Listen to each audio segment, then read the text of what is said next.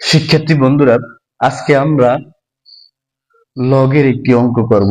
তো বন্ধুরা, এই ধরনের অঙ্ক সরকারি চাকরি পরীক্ষায় বারবার আসে। দেখেন, 2 log 10 base 5 plus log 10 base 36 minus log 10 base 9 equal কত, সেটা আমাদের কাছে জানতে চাওয়া হচ্ছে।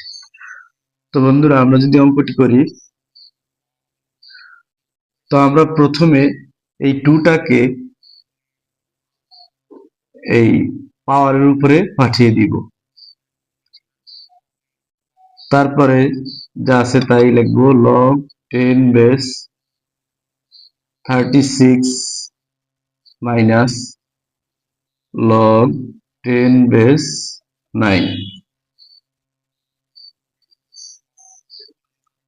log 10 base 5 square মানে 25 plus log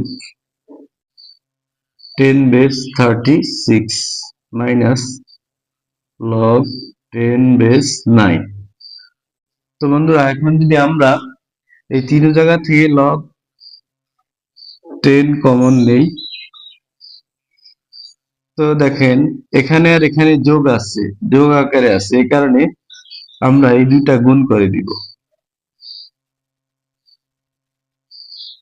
আর এখানে যেহেতু বিয়োগ আছে, বিয়োগ আকারে থাকে, কি হয়ে যায়, ভাগ হয়ে যায়। তাহলে আমরা ভাগ এই 9 দিয়ে দিব। এখন দেখো, 4 নং 36, 4 25 100, তাহলে এখানে থাকে 100।